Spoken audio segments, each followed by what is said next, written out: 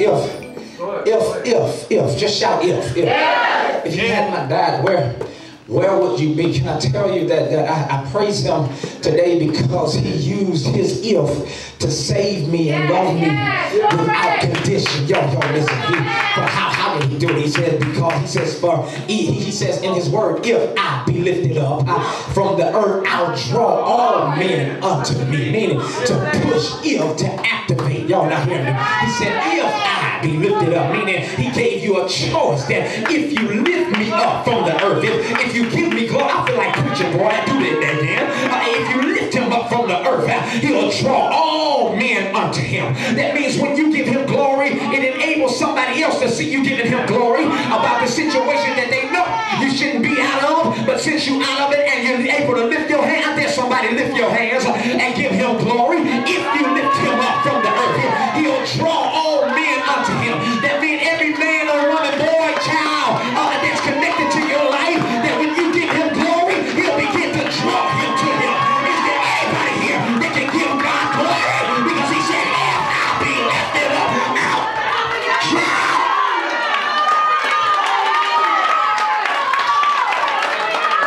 Is there anybody here that can just really open your mouth and give him glory? That he'll draw everybody that's connected to you, everybody you've been praying to about, everybody you that have lied on you, everybody that done hated on you, that you can change a generation.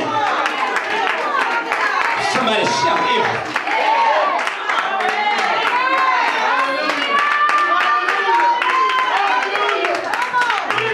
Point about salvation and what it is that we're supposed to do. See, because a lot of us, all of those analogies that I just used are considered church folk. Y'all listen. See, I don't want you to miss the standpoint of where I'm going. I'm not preaching to church folk. I'm preaching to folk that's been in a wicked situation. I'm here to preach to folk that's still going through and you done heard the word. I'm here to preach to those that's watched this, that got faith but don't want to use it. I'm here to preach to those that you've been talking about, that you've been changing your mind and contemplating in your mind what you're going to do, and if you do this and you're trying to set up a plan. I'm here to talk to those that watch this, been talking about, if I go back, is it really going to change anything? If I serve God, is it really going to change anything?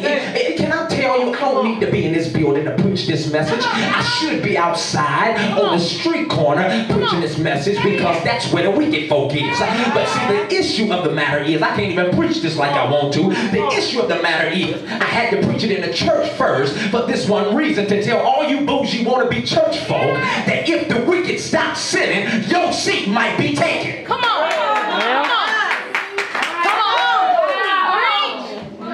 I'm going to do it anyway. If has a strong benefit to following what comes after, but if it causes us to move in action to receive the promise of God. Glory to God. Is there anyone here that know if you be faithful to God, he will be faithful to you? And I'm here to ask what if questions. What if you praise him today like what you need is done? What if you worship him just for who he is?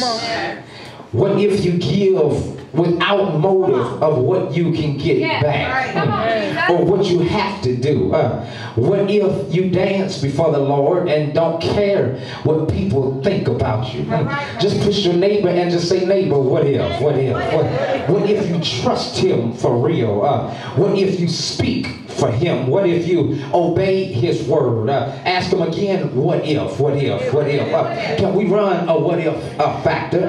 Solomon says in first, if you believe the word of the Lord, shout yeah, shout yeah. If you believe God is turning it around, shout yeah, yeah. If you believe that you're forgiven.